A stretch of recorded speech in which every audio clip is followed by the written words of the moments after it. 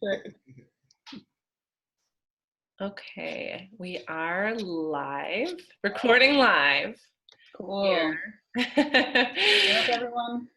Hope your day 5 of this week is going well. We wanted to put together a recording for you on how to document that those fancy remote service plans that you've put a lot of time into developing with your partner supervisors, how to document that the work that is laid out in that plan is actually getting done. So when it's time to approve time logs and also tell higher ups at our state commission that you were managing to sustain your service during this period of quarantine, that there's no question that the service actually was completed. So Emily, thank you, Emily, put together this awesome tracker that for those of you on a remote service plan should sustain you through the full term of your AmeriCorps service this year. So would you like to start showing folks what is outlined on this document? Absolutely. Thanks, Lindsay. So when you get your tracker, and everyone will have their own individual tracker, it will be shared with you, your program manager, and your partner organization supervisor. You should start by filling in some fields. So you can see I already created Danny, so we're going to do this for Danny. Shout out to Danny. So you're going to put your placement name in here at the top. So New Haven Legal Assistance. Then you're going to write your own name. Oops, not mine. And then you're going to write your supervisor's name. Great. So that's filled out. I just want to point out next to the names, you see here verification, right? So at the end of each week, I want you to initial that the report you have provided is accurate and put the date that you initial it. Your supervisor will be asked to do the same, right? Date and initial. Don't worry about that when you're setting it up though. Below that you see a list of short instructions here. So it says Ally, enter notes on the progress you've made for your respective tasks. You want to refer back to your approved remote service plan, which your program manager will have emailed to you, right? So you each have at least one task, maybe you have more than one task. This tracker has room for up to 6. So when you're entering the content, you want to make sure that you're tying it back to the right task. So let's say, Danny, your task is reaching out to the school-based legal clinic parents and making sure they have everything they need.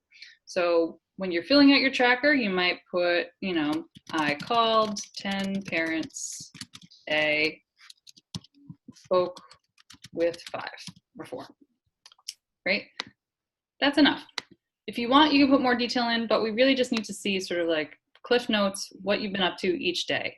You're still going to be doing your regular leadership journal, monthly service reflections at the end of the month. And that's where you can get into more detail about, again, the content of your work, impact that you had, questions, concerns, that sort of thing. This is really just about making sure that every day that you report hours, we can back that up with a record that says, oh, this is the work that they did. So Danny called 10 parents. Let's say, I don't have your plan in front of me, Danny, but let's imagine for some reason you're doing volunteer engagement. You could say that you updated volunteer database, right? Right. So you're just going to put little updates in each of these boxes. Again, make sure that they are accurate to the specific task that you're reporting on. And then scrolling down, I just want to highlight, we also created space for you to talk about TSP work if you do any, space for you to take some notes about any pathways work that you might be doing. And of course, if you're doing Accenture trainings. Now, Accenture has a nice feature built in. We can see that trainings have been attempted or completed. This is really just about, making sure your supervisor's in the loop to see that you're doing these other trainings for hours. So you can just put, bullet point, did public speaking and budgeting trainings, right? So that is all the information that you need to put in. You're going to enter it on a daily basis. So do try to work this into your daily routine. If for some reason you don't earn hours or you don't work on a specific task on a certain day, you can just do NA, right? That's totally fine. Mm-hmm. So there are columns for every day of the week, Monday through Sunday. And I want to draw your attention tabs for each week. So every tracker will have 15 tabs here at the bottom that'll cover every week from now until June 30th. So when we get to the end of this week, right, today's already the 20th, Danny will just switch over here to week 2, click on it, and it's a brand new blank tracker, right? So every time you start a new week, just remember to put that information, your name, your supervisor's name, your placement up here in the left column, and then do what you've been doing, you know, in the previous weeks. Enter your tasks, your progress, and then at the end of the week, come back up and you'll initial and you'll put the date in, and your supervisor will do the same. Mm-hmm. If you have questions, if you're having a hard time with the form, reach out to your program manager right away. What do you think, guys? Anything else?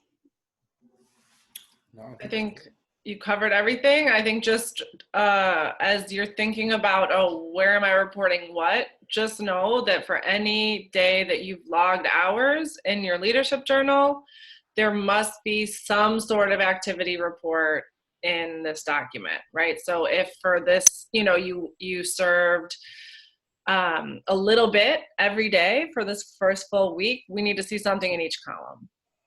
That's going to be our way of kind of monitoring that you will really earn everything that you're logging.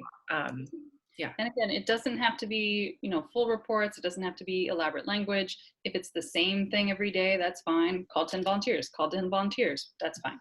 We don't care, right? We just need to see, as Lindsay said, evidence that you're doing the work.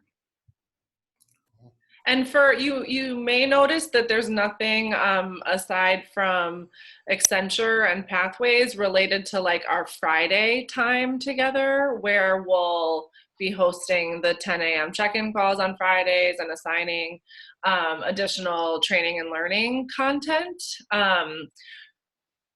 That is already, because it's kind of curated and facilitated by us, we can document that you spent time doing those things. So that's why training and learning as a cohort isn't reflected in this document. Yeah.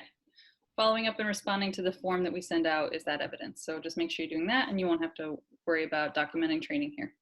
One final feature I want to show, I just realized if you're unfamiliar with how spreadsheets, like these different tabs work. So again, you see week 1, week 2, week 3, you get to week 6. To get to the next sort of batch of tabs, just click this scroll right arrow. And now you can see week 7, week 8, week 9. You do it again, all the way to week 15 and the end of June. Mm-hmm. And we don't know for how long this method is going to be necessary. So that's why all those weeks are in there. As things change, we'll let you know when this is no longer a necessary part of your reporting. Yep. All right. Happy reporting. Stay Thanks. well. Stay healthy.